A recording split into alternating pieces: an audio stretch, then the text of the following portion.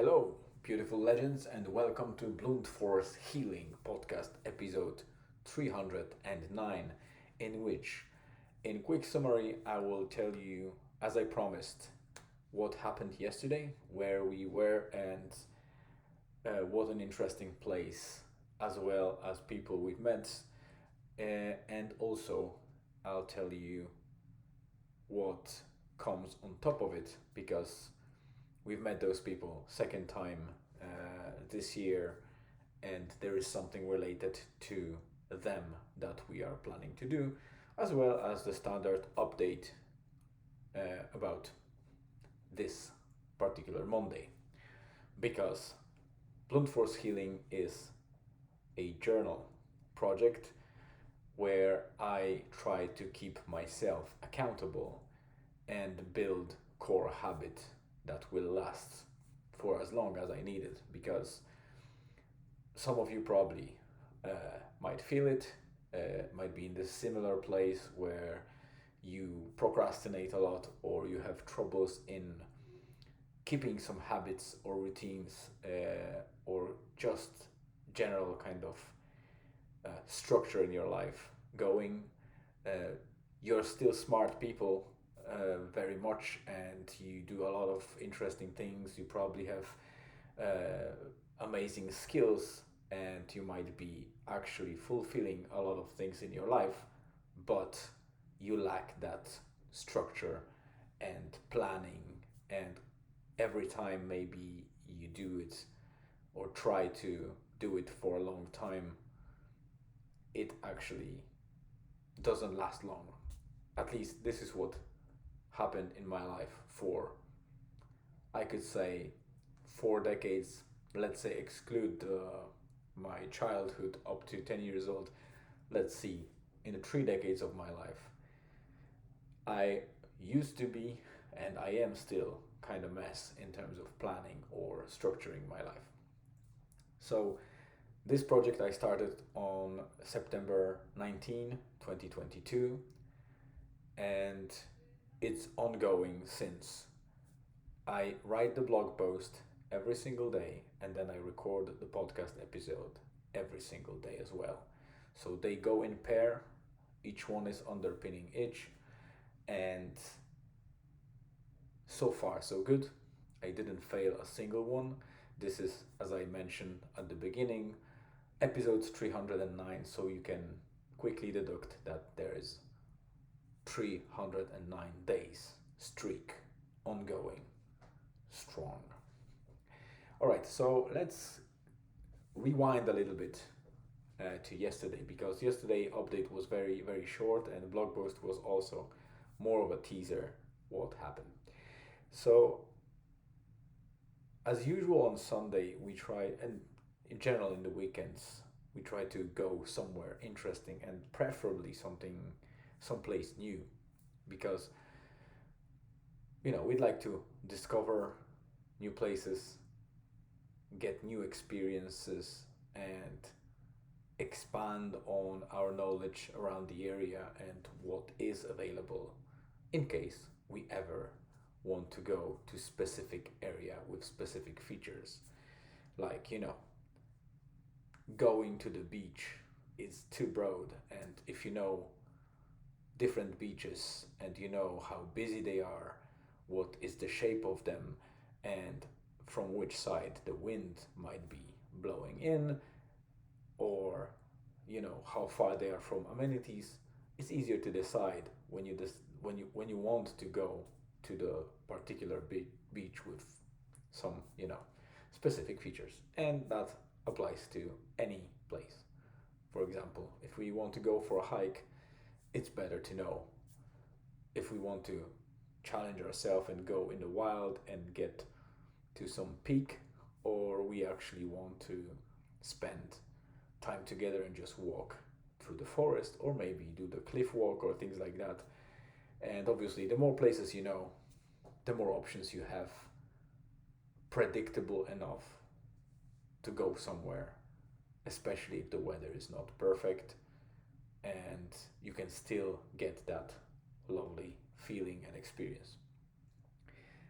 And some time ago, I don't recall exactly, it was a couple of months ago, probably 2 or 3 months ago. It was still probably late winter time or early spring when we visited the region of Portnablach. It's North County Donegal, so north part of Irish Republic, and these are north, most northern areas that are the most exposed to the Atlantic Ocean from north. And we were actually visiting some some specific beach.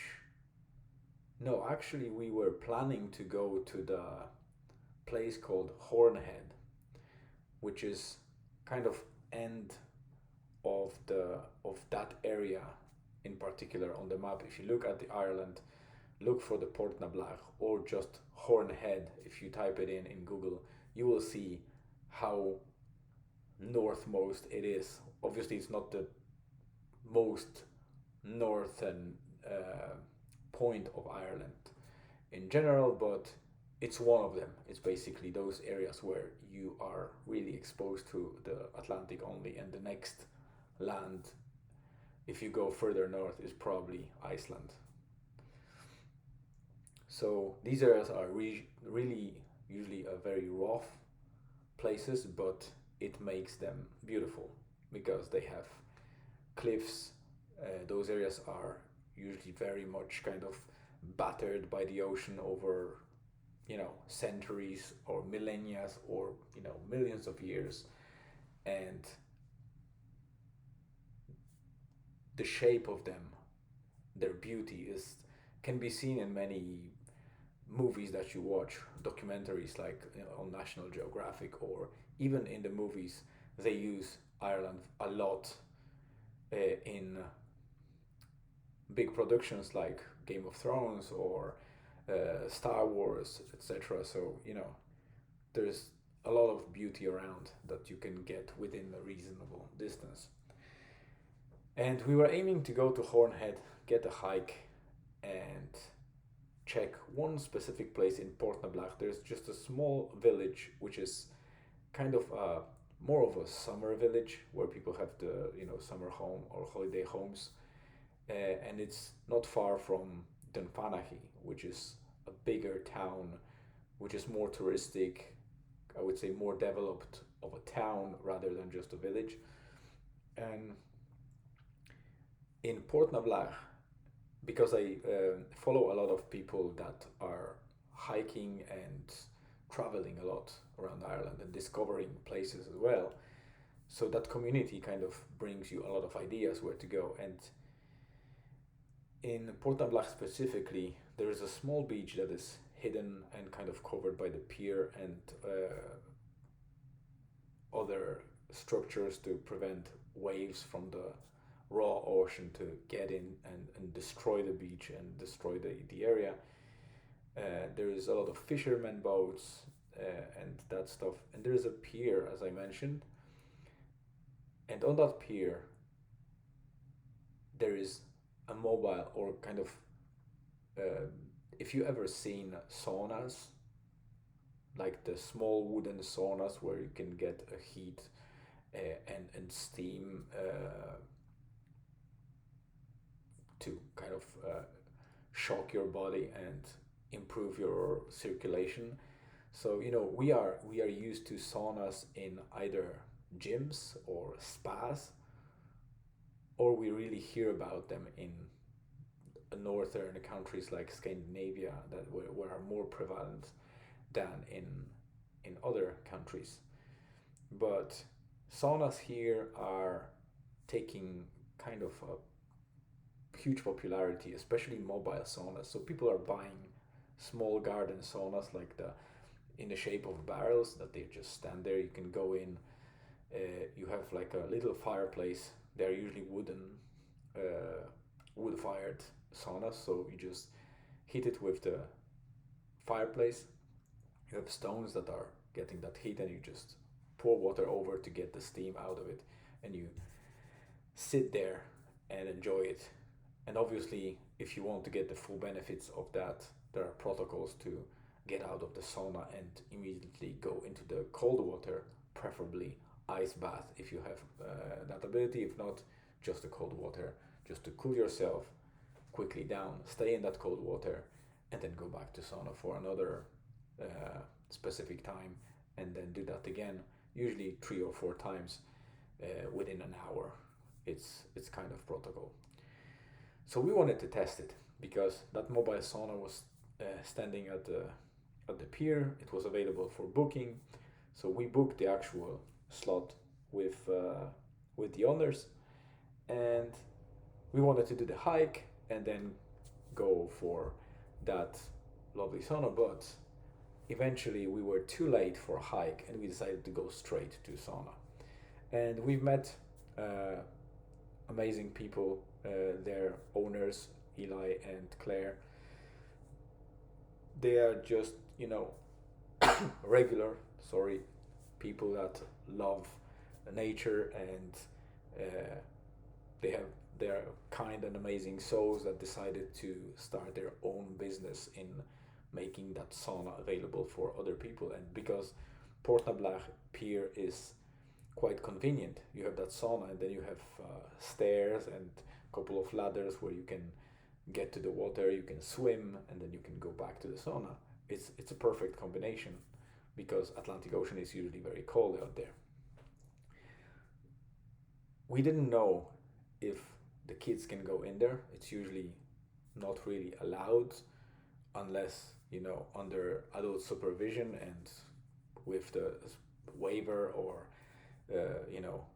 assigned kind of responsibility or accountability for anything that it will be happening on the parents' side. And we had a chat, and it turned out that they are fine if we take care of Julian and make sure that he'll be he'll be supervised, that he can go in there. So we booked all three of us to the sauna, and at that time slot, because it's a communal sauna, so you can be at the same time with other people. Let's say I think there's about 6 to 8 places, so at single hour there might be about 8 people using that sauna. But we were fortunate that we came quite late afternoon, and there was no booking, so we had all sauna for just to ourselves, which was brilliant. So that was lovely experience. Julian didn't like it because of the he never been into that kind of place where you need to adjust the breathing, you need to get used to that and accept the fact that it's harder to breathe in the steamy and hot area, and obviously you need to leave it when you don't feel comfortable and then go back.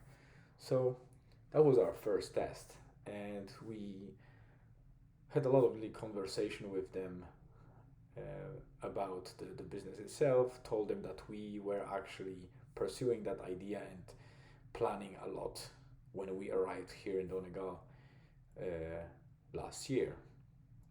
So it's still in our head, but we never kind of materialized that idea or business, and they were already kind of in the business, so they could tell us a lot of things. And obviously we weren't in the area after that too many times. We were in the arts forest, but it's still a bit of way to Port Nablag, and we kind of didn't visit that until last Sunday, yesterday.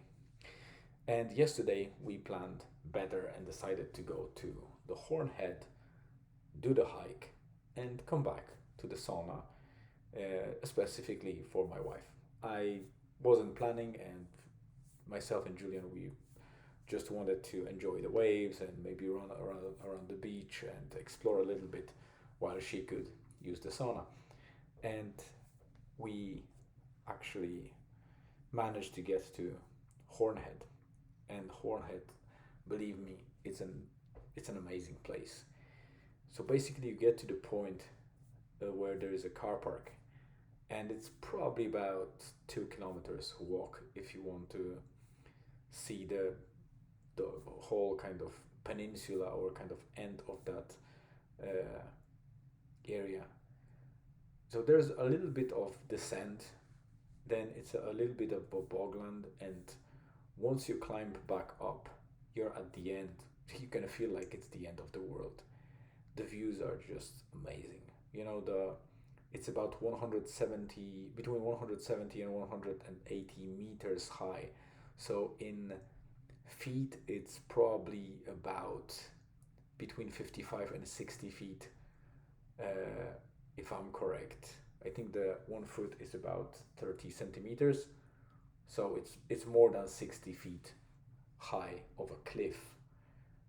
And cliffs, I might say, because all the area has no access to the water that you can safely get, or the sand. It's all kind of rough and destroyed by the ocean, and the cliffs are pretty much straight down with a couple of arches, the rock arches, that you can see from the top.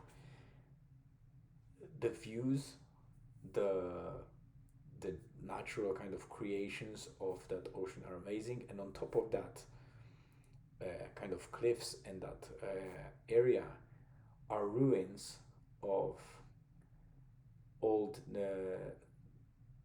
Napoleonic watchtower. So there was like a little castle or kind of guards tower. Well, not so little. It was quite a squarish building, solid building made of stone. Obviously now only two, three walls are still standing. Obviously the top is completely down because there were wooden elements to that. But the great thing about it is it's not guarded with fence, that you can only watch it, and it has that artificial feel, like you go to the museum and you can't really, well, I don't mean you need to touch anything, but when you have all those obstructions like the fences and plates or labels, it it feels just not right. And Irish government decided to not guard it, so it's something you can actually access. You can get in. You need to be careful because that might still kind of collapse. Some of the stones might fall down, so you need to be careful. But not only it's a beautiful location itself, but that tower was in that spot, and you can sit down. You can even have a picnic there if you have some food. If it's sunny, and it was sunny at the time we were in, it wasn't that windy, so you can sit there and relax. You can enjoy really a great time there, and that's the one of the points of interest. While the other one is if you go a little bit further behind the tower to the end of the Croaghy Head. Sorry, I mixed up. There is a Croaghy Head. That's a separate thing. If you're interested about Croaghy Head, you can search it in on my blog. It's Crohy. If you look into that, you will find a post from there. That's a separate area. It's a horn head, and we got to the point where that horn head was ending, or was limited access. There were fencing there to not allow people to go any further because there was just a little bit of land left, but it was very unstable and subject to many risks. So the area that was accessible was risky enough for people, and I guess government didn't want to uh, be responsible for too many recoveries, because we can't say rescues. Rescue is about a living person. If you fell down from there, there's no rescue. It's just a recovery of the body, because it's pretty much straight down about 150, 160 meters at least. So there's no way really you can survive unless some miracle happens. And down there are only rocks and rough waves. There's nothing to protect you in terms of a calm place in the ocean where you could survive or get out. It's all the roughest you can get in this place. But we got there. It's about 172 meters, I think. When I checked on my app, I checked the elevation based on the triangulation from the cellular network. So it's quite high. I have the fear of heights, which I'm still battling in many places like that. But I also love that excitement and that risky places to watch them. So it goes in pair. While I have fear, I have more interest in going to those places and kind of excitement. So I'm using that to battle my fear of heights, uh, and get it maybe someday away from my head. Anyway, we completed that route and got back to the car. So that took us a little bit of time. We got probably 4.5 kilometers forth and back, and then we went down to Dunfanahi, which is that touristic town. We sat down in Lizzie's restaurant, but it was very busy, and we felt like there's not much care given about the people there, especially that we were sat in the neighboring pub or bar. So, it was very loud. It wasn't kind of, I would say, family friendly type of thing, or not a restaurant at all. While Lizzie's is a kind of proper eating place, they are door to door with bar, and they kind of cooperate. If there's no spaces in Lizzie's, you go to the bar and they will serve you food. But we spent there probably half an hour uh, before we decided to just leave, because we only got menus and nobody was kind of attending this place. So we didn't want to wait for two reasons. First, we were hungry, and second, the last available slot in the Cocoon sauna was available at 8 p.m. So we were closing in on that and we wanted to eat. Then we had still about 3-4 kilometers to drive to Port Nablach and obviously book a sauna. So we got out of Lizzie's, or the oyster bar, and we headed to the place that I suggested initially, which was the Rusty Oven. And I must say that this place is a hidden gem in Dunfanaghi. Pizzas are made fresh. You can see how they make them, and they are properly oven. Well, not oven really. They are wood fire baked.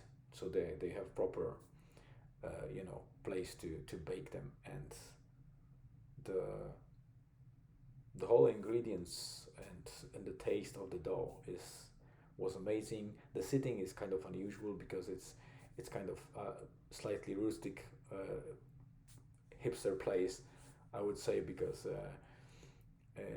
it's not the regular restaurant that you would get. We were sitting outside. We had like a little blankets to make sure that we are not getting cold from the wind blowing in from time to time. And yeah, that place I can recommend totally. If you're ever in Ireland and in Dunfanaghi, go to the Rusty Oven, because it's a great place to eat, especially if you're a fan of pizza. After we ate the pizza, we headed to Port Nablach, and indeed, first I couldn't find Eli and Claire, the owners. It seemed like there is somebody in the sauna, but obviously I didn't want to look into the sauna and disturb people there. But also, I was expecting to meet Eli or Claire closer to the van that they have there, but there was nobody to be found, and 8 p.m. was approaching. But for some reason, one of the older tourists was interested what that building, small building that sauna is, and he looked into the window, and Claire came out. It turned out that they were actually using their own sauna because it was free, and they didn't have clients. So I asked them if they still have that 8 p.m. Slot available, so we could get Elizabeth in. And obviously they were happy to see us. We were happy to see them. We had a nice chat. Elizabeth went in and enjoyed the sauna while Julian and myself, we were kind of running around the beach and exploring rocks and amazing waves. The waves were huge. It was actually closing on the high tide, the highest point.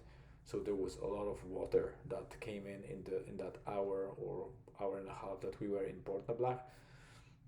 It was amazing sunset. As you, if you want to see, I posted a couple of pictures in the blog post. The link is in the description of the podcast, or you can just go to www.bluntforcehealing.com and you will find the blog. The pictures are there. So we were having sunset. My wife was sitting in the sauna and looking at the sunset and the beautiful ocean, while we were kind of running with Julian and exploring place and observing when the waves were crashing against those kind of concrete guards of the bay, which was guardings or whatever you call them, like the little walls of concrete that are protecting, like a pier, but you shouldn't really walk on them, especially when the ocean is rough, because they are breaking waves. Maybe they are wave breakers, I don't know. Sorry. So yeah, so we spent lovely time there, and we had amazing chat. They remembered us obviously, and we remembered them. So they were interested how are we pursuing our sauna, because they want to add us to the group of people that are kind of owners, to work together and exchange the experiences about the areas, etc. So it was an amazing time. We finished up very late and we were back home yesterday around 11 p.m. So it was very, very late. That's why I made a short post, a short episode, and promised to deliver the whole description today about what happened yesterday. It's 27 minutes in, so I need to wrap up because Spotify only allows 30 minutes of an episode. So the only update that's left from today is basically our day. We didn't do much. In the morning, I was in the bank in Letterkenny. I took the day off to sort paperwork around the potential purchase of a house. Rest of the day, I spent kind of recovering from a late night sleep when I was preparing some documents yesterday or overnight, and then in the evening we went for a great walk, all together, family walk with Julian at the sunset. So it was also kind of nice touch for the rest of the day. Yeah, so I'll be updating you about the sauna thing if we get to the point to buy it, and I will probably do a lot of videos around it and maybe some advice for those that want to buy it and place it on the channel. For now, we're focusing on the purchase of the house, and then we'll go for sauna business. All right, guys, that was a long one, probably the one of the longest. We are approaching 29 minutes, so I won't be risking it. Thanks a lot for coming, first. Second, if you're watching up until now, it's half an hour of your life and your precious time, so I really appreciate you coming here and spending that time with me. And I hope to see you again next time, be it tomorrow or maybe after a couple of days. I can assure you I will be here tomorrow, because this is a journal and blog that happens daily. So both blog post and episode comes every day. Once again, thank you very much for coming, and see you again, hopefully tomorrow.